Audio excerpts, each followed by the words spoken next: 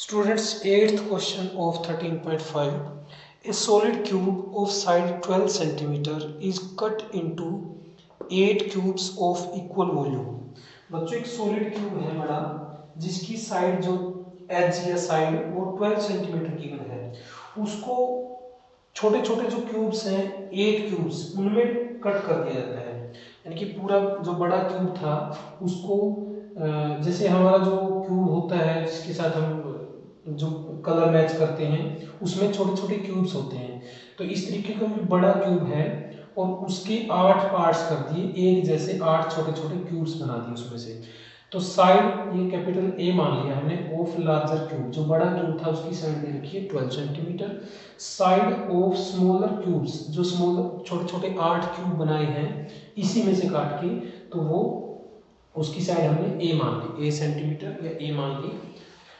The question is, what will be the side of the new cube? जो नया cube है, छोटे cubes हैं उनकी साइड क्या होगी, यानी कि जो ये a है हमने इसकी वैल्यू बच्चों फाइंड करनी है। उसके बाद भी क्वेश्चन है वो बाद में हम करेंगे। Also find the ratio of their surface areas, जो इन दोनों का सरफेस एरिया होगा, इसमें एरिया का भी क्वेश्चन उसने ऐड कर दिया, तो वो हमने रेशियो फाइंड करना है। पहले हम इसकी साइड फाइंड करते हैं। बच्चों क्वेश्चन बिल्कुल इजी है, अगर सिंपली हम समझें, इसकी वॉल्यूम जो थी इस पूरे क्यूब को काटकर लार्जर क्यूब को 8 पार्ट्स कर दिए, इसके इक्वल पार्ट्स, ठीक है। तो अकॉर्डिंग टू क्वेश्चन क्या हो जाएगा बच्चों, 8 multiply by volume of each smaller cube is equal to volume of larger cube.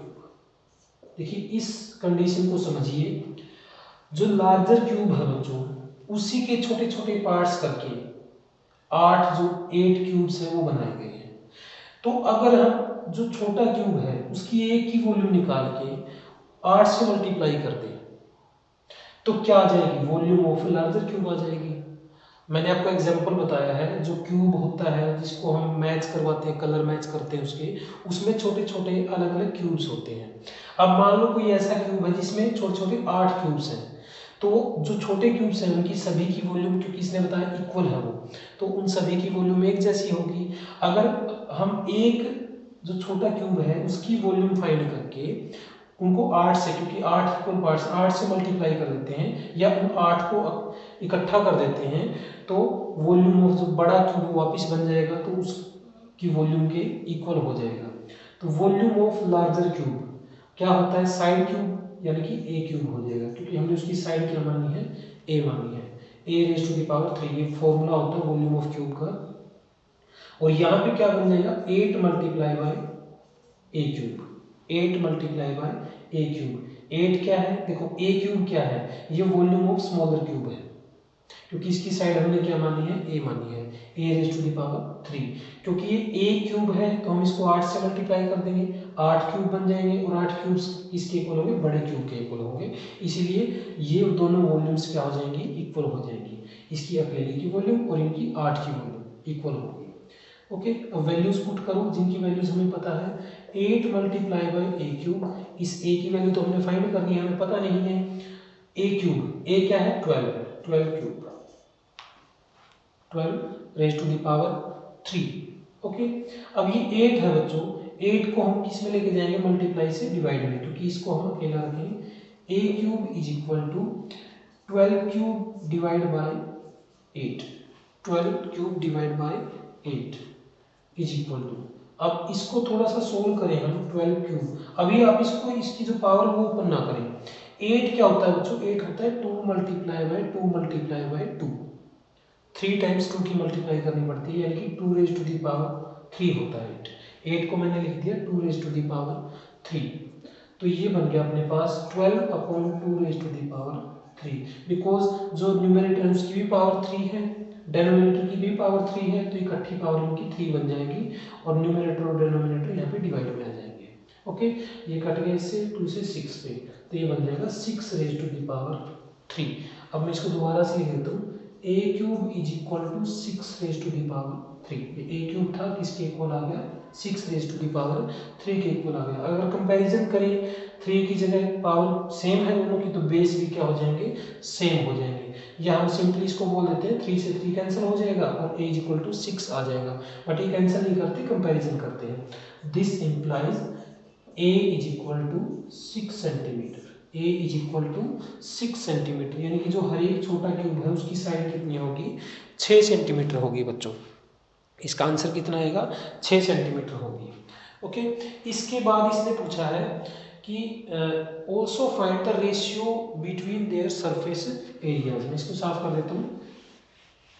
इन दोनों का जो सरफेस एरिया होगा उसका हमने रेशियो निकालना है, उसका हमने रेशियो निकालना है। Surface area of larger cube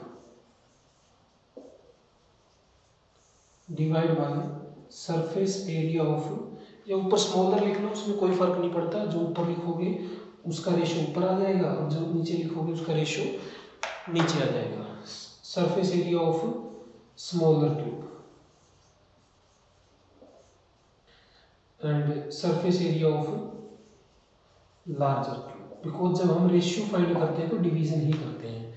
ये क्यूब है, क्यूब का जो सरफेस एरिया है, अगर अकेला बच्चों सरफेस एरिया लिख रखा हो तो टोटल सरफेस एरिया ही होता है। तो सरफेस एरिया ऑफ क्यूब क्या होता है, 6 साइड स्क्वायर, ये होता है 6 साइड स्क्वायर। और ये भी क्या हो जाएगा, 6 साइड स्क्वायर। बट इन दोनों की साइड्स जो हो अलग अलग है। 6, देखो जो स्मॉलर क्यूब है उसकी साइड क्या है, ए स्क्वायर। ए स्क्वायर हो जाएगा यहाँ पे 6 side square and 6 side square, 6 A square. Because हमने कैपिटल ए माना था लार्जर क्यूब की जो साइड है। तो यहाँ पे 6 से 6 कैंसिल हो जाएगा बच्चों, और वैल्यूज पुट करेंगे हम। ए की वैल्यू कितनी आई अपने पास, 6 आई है, 6 सेंटीमीटर। तो ये आ जाएगा 6 स्क्वायर। और कैपिटल ए की वैल्यू कितनी थी, 12 स्क्वायर हो जाएगा। ये 12 वैल्यू थी ना, तो ये 6 स्क्वायर का मतलब है 6 मल्टीप्लाई बाय 6, और 12 स्क्वायर का मतलब है 12 मल्टीप्लाई बाय 12। जब हम इसको कट करते हैं 6 1 जा 6, 6 2 जा 1/4, 1/4, यानी कि रेशियो क्या आ जाएगा, रेशियो इज इक्वल टू 1/4, यानी कि अगर छोटे क्यूब की जो का सरफेस एरिया 1 होगा तो बड़े क्यूब का सरफेस एरिया कितना होगा, 4 यूनिट स्क्वायर होगा। तो ये क्वेश्चन था। पहले हमने स्मॉलर क्यूब की साइड फाइंड करनी थी, फिर इनका एरिया का रेशियो फाइंड करना था।